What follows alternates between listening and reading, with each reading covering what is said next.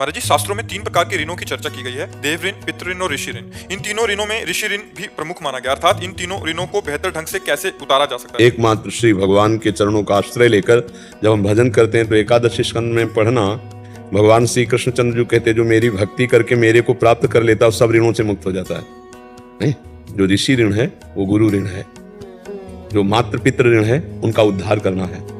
तीनों बातों की पूर्ति भगवान के भजन से हो जाती है। अगर हम किसी महापुरुष को गुरु बनाकर उनके द्वारा प्रदत्त नाम मंत्र जपते हैं और हम भगवत प्राप्त होते हैं तो गुरु ऋण से मुक्त हो गए, पितृ ऋण से मुक्त हो गए, मातृ ऋण से मुक्त हो गए। मातृ ऋण पितृ ऋण उनको परम पद में पहुंचाना, तभी मुक्त होना है। खवा पिया दिया, नहला धुला दिया, ये तो सेवा हो गई। लेकिन सीधा ऋण मुक्त होने के लिए उनको परम पद पहुंचाना है, उनको भगवत प्राप्ति करानी। इसीलिए कहा गया है कि नाम प्रसंग कहत उपदेश, जहाँ या धर्म धन्य सो देश, धन्य सो कुल जेहि जन्म भयो, धन्य सो तात, धन्य सो माय।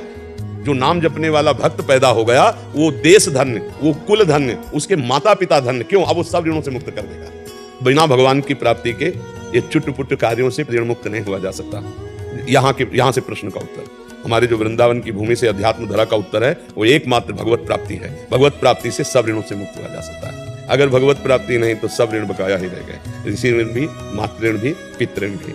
जो हमारा पिता बना अब उसे किसी माता के गर्भ में न जाना पड़े, जो हमारी माँ बनी अब उसको इस संसार चक्र में जीव को भटकना ना पड़े। मैं ऐसा भजन करूंगा, ऐसा तप करूंगा कि उसे भगवत प्राप्ति होगी। माता, पिता और गुरु और देव ऋण और राष्ट्र ऋण और समाज ऋण, समाज का भी ऋण, सब ऋणों से मुक्ति भगवान के भजन मात्र से होती है।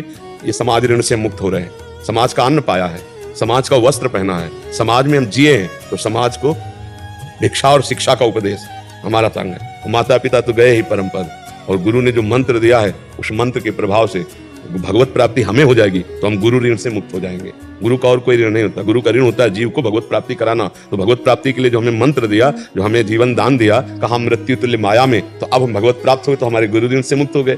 गुरु ऋण जो हमारे ऊपर, मातृ ऋण, पितृ ऋण, समाज ऋण, देव ऋण, सब ऋणों से मुक्त हो गए।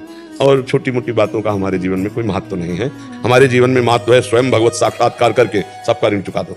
अगर भगवत साक्षात्कार नहीं हुआ तो हम उसे ऋण मोचन नहीं मानते। पुनरपि जननम पुनरपि मरणम, ना उनका रुका ना आपका रुका, तो ऋण मोचन क्या हुआ? ऋण मोचन तो तभी जब वो हम माता के गर्भ में ना जाए, जो हमारी माँ बनी, जो हमारे पिता बने, और वो भगवान के पार्षद। जैसे ध्रुव जी को जब परम पद में ले जाने के लिए भगवत पार्षद विमान लेके आए तब याद आ गई और उन्होंने कहा प्रभु क्षमा कीजिएगा, मेरी माँ कहाँ है?